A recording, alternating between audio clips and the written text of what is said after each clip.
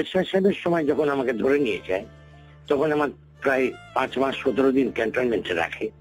তো আমার 16টা দাঁত তখন উঠিয়ে দেয় প্লাস দিয়ে, আমাকে অন্তত 1 থেকে 1,500 মানে বেদ মারে, বেদ দিয়ে তার করে, আমাকে টাঙিয়ে রাখে, আমার নখ উঠিয়ে দেয়।